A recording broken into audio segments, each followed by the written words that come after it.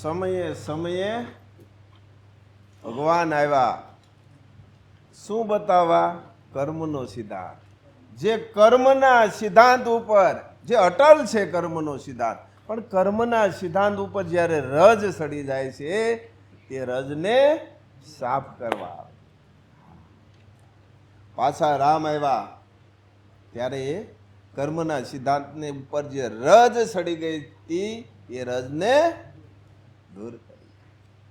સત્ય અસત્યના ભેદ સમજાવ્યા. પોતે પણ જો સામાન્ય, બધા સામાન્ય નતા છતાં બધા સાથે સરખે સરખા જ રહ્યા. કોઈને મનભેદ કંઈ પણ કર્યો નહીં. અને સત્ય છે તે આપ્યું અને અસત્ય આ છે એને દૂર કર્યું.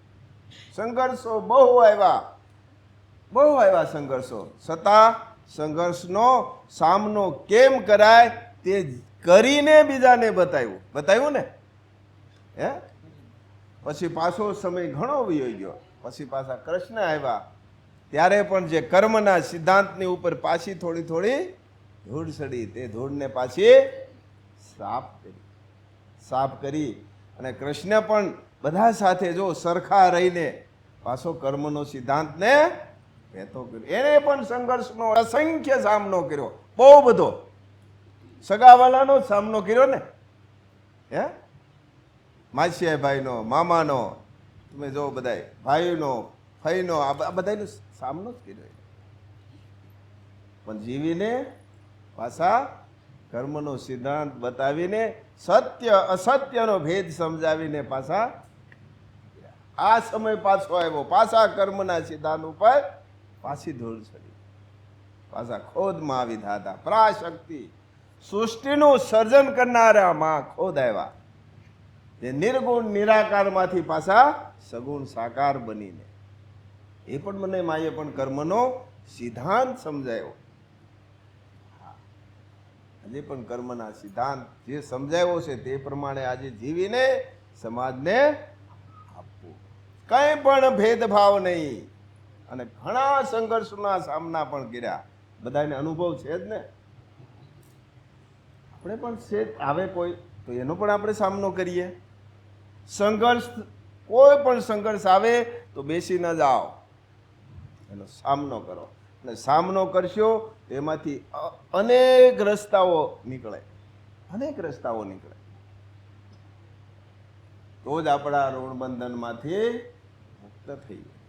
સંઘર્ષ વિના ઋણબંધનમાંથી મુક્ત કદાપી ન થવાય.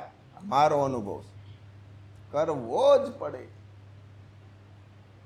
અટલ છે. સૃષ્ટિની રચના થઈ ત્યારથી કર્મનો સિદ્ધાંત અટલ છે.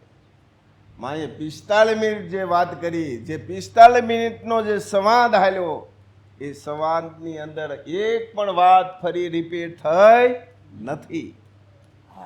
મેં મારું ઝીણામાં ઝીણું ધ્યાન રાખીને આ બધું જોયેલું. પણ એક વાત માએ 3 વખત દોહરાવી. કર્મનો સિદ્ધાંત અટલ છે. આ 3 વખત વાત કરી. જે કંઈ પણ ઘટના ઘટે છે એ કર્મના સિદ્ધાંત ઉપર અને સમય અનુસાર જ થાય. સમય પહેલા પણ ન થાય, સમય પછી પણ ન થાય, સમય એ જ થાય. પ્રકૃતિનો નિયમ અટલ છે. ત્યાંનો કાયદો પણ અટલ છે. આ બધુંમાં એ બતાવ્યું. જય મા વિશ્વંભરી. શ્રી મહાપાત્રએ મહાશક્તિ પરાશક્તિ માં વિશ્વંભરીના દર્શન કર્યા. જે આપણા ભાગ્યના વિધાતા છે, કર્મના દેવી છે, તેમને પોતાના સત્કર્મ દ્વારા આ ધરતી પર ઉતાર્યા અને આપણને સૌને માની ઓળખ કરાવી. એટલું જ નહીં, સાથે સાથે આપણને સૌને એક ભવ્યથી અતિ ભવ્ય તક આપી કે જન્મો જન્મના ફેરામાંથી મુક્ત થવું છે, જીવાત્માનો ઉદ્ધાર કરવો છે તો શું કરવું? શ્રી મહાપાત્ર કહે છે ને કે જીવાત્માનો ઉદ્ધાર કરવો છે તો ડાયરેક્ટ તાર માં સાથે જોડવો પડશે. જ્યાંથી આવ્યા છીએ તેમાં જ પાછું ભળી જવું પડશે. ભલે અત્યારે લૌકિકતાની દ્રષ્ટિએ લૌકિકતામાં રહીએ બહારથી, પરંતુ અંદરથી વૈરાગ્ય લાવવું પડશે. લૌકિક રીતે ગમે તે પરિસ્થિતિ આવે, ગમે તે સંઘર્ષ આવે, તેનો આનંદથી, ધીરજતાથી સામનો કરીએ. શું આપણું છે? શું આપણું? કંઈ આપણું નથી. ભ્રમમાં જીવીએ છીએ છતાં કે આ મારું, આ મારું. કંઈ આપણું નથી. આપણું એક જ છે. શું છે? આ જીવાત્મા. આ શરીર પણ આપણું નથી. કંઈ પણ આપણું નથી. જીવાત્મા આપણો. એ જીવાત્મા જે ઋણબંધન સાથે જે જોડાયેલો છે એને છોડો, છોડાવો. ઋણબંધન સાથે જે જીવાત્મા જોડાયેલો છે એને છોડાવો. કેના થકી? આ શરીર થકી. આ ઘટે છે, આ મિથ્યું, આમ છે, આમ છે, એ છોડો. જે ઋણબંધન છે એમાંથી જીવાત્માને છૂટો કરો, છૂટો કરો. શરીર થકી. શરીર સામે ન જોવો, જીવાત્મા સામે જુઓ. કેટલા જન્મથી બંધનમાં, ત્રણ સમય વી ગયા, ત્રીજો સમય આવ્યો. રામ વખતમાં એક સમય હતો છોડાવવાનો, ન છોડાવી શક્યા. કૃષ્ણ વખતમાં સમય હતો છોડાવવાનો, ન છોડાવી શક્યા. આજે ત્રીજી વખત સમય આવ્યો. જો છોડાવી શકો તો. હવે પછી નથી, નથી, નથી. બીજા શું કરે છે તે નહીં, આપણે શું કરવા અહીં આવ્યા છે, આપણે કોના સંતાન છીએ, શું કરવા જન્મ લીધો છે ને શું કરીને જવાનું છે ને તેનો આપણને ખ્યાલ હોવો જોઈએ.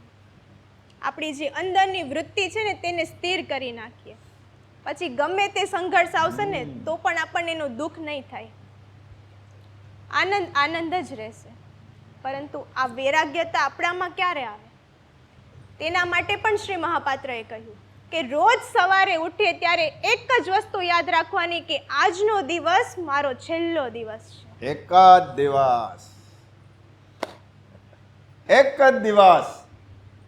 સાંજે સૂઈ ત્યારે મારે દિવસ પૂરો. વૈરાગ કેમ નો આવે? આવે જ. અને વૈરાગ્ય આવે એટલે બધું છૂટે. સાંજ પડે મારે દિવસ, પાછી સવાર પડી, જો ઉઠ્યા તો નક્કી કરી લેવાનું મારે એક જ દિવસ છે. અને એક દિવસ છે તેમાં શું હું માથાકૂટ કરવી? હે, શું કરવી? આમ છે, આમ છે, ઓલે આમ કીધું, ઓલે આમ કીધું, આહોએ આમ કીધું, હોવે આમ કીધું, પાડોશી આમ કીધું, ફલાણા ભાઈએ આમ કીધું, ઓલે આમ કીધું. શું ઝંઝટ, શું ઝંઝટ! એક જ દિવસમાં શું ઝંઝટ! એક જ દિવસ,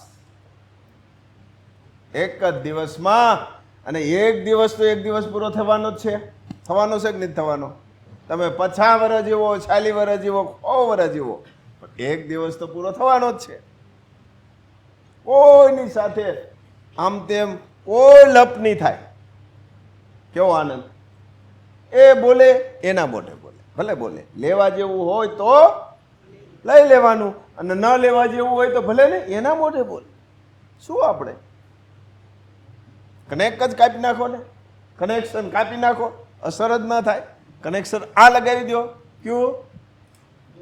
હા, ઓરિજિનલ કનેક્શન લગાવો. આ ખોટા છેડા દેવાઈ ગયા છે, કાપી નાખો. આ કનેક્શન લગાવો કે મારે એક જ દિવસ છે, મારે મારા જીવાત્માનો ઉદ્ધાર કરવો છે. મારે મારા જીવાત્મા જે ઋણ બંધનમાંથી જે બંધાયેલો છે, ઋણ બંધનમાં એમાંથી મારે એને મુક્ત કરવો છે. શું તકલીફ છે? છે જ નહીં. ભ્રમ છે. તકલીફ છે એ ભ્રમ છે, વાસ્તવિકતા નથી. ભ્રમમાં ન જીવો અને વાસ્તવિકતામાં જીવો.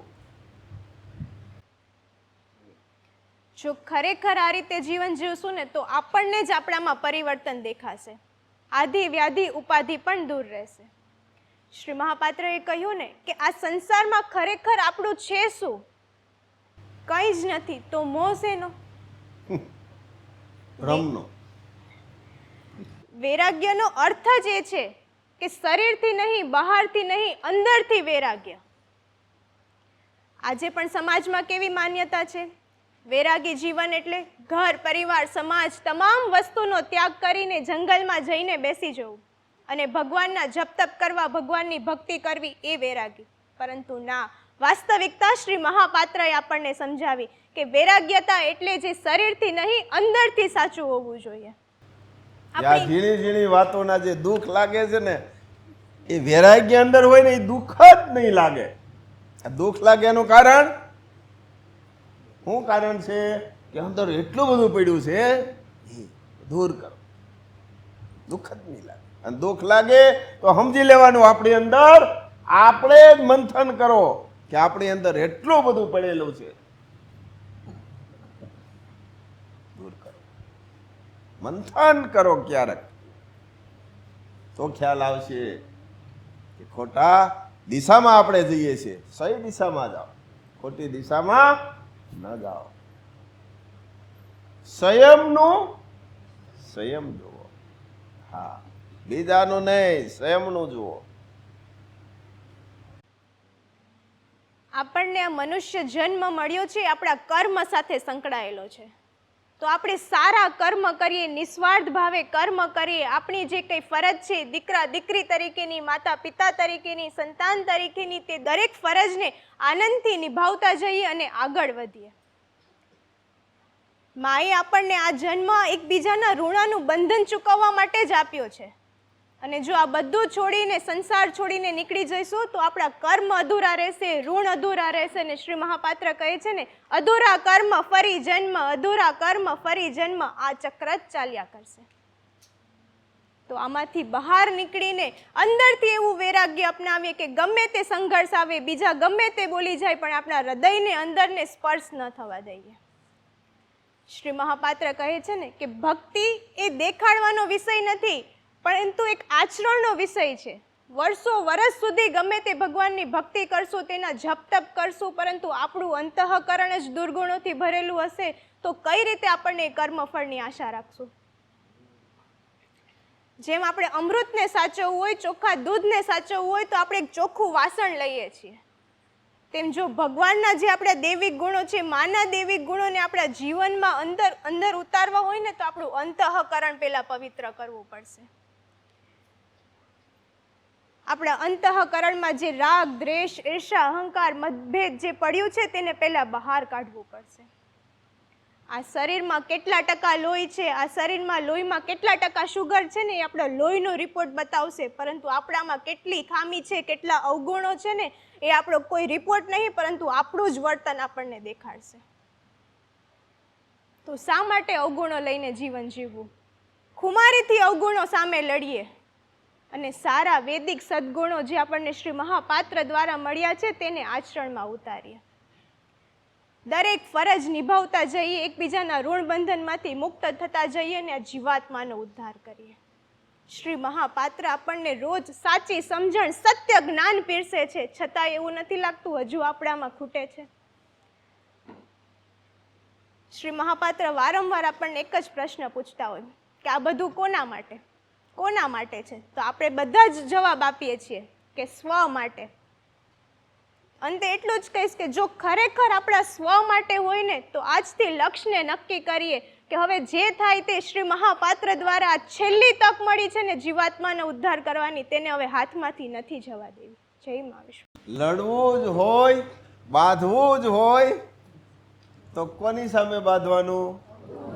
અવગુણો સામે લડો, બીજા સામે નહીં, અવગુણો સામે લડો. તમારા જ અવગુણો છે જે જીવાત્માને બંધન રૂપ છે, જે છોડાવવામાં તકલીફ પાડે છે, જે નડતર રૂપ છે, તે અવગુણોને, એ અવગુણો સામે લડો અને જો એનો આનંદ કરી તો જો કેવો આનંદ, અનુભવ કરો કે કેવો આનંદ આવે, નિજાનંદ પરમાનંદ. હા, જય મા.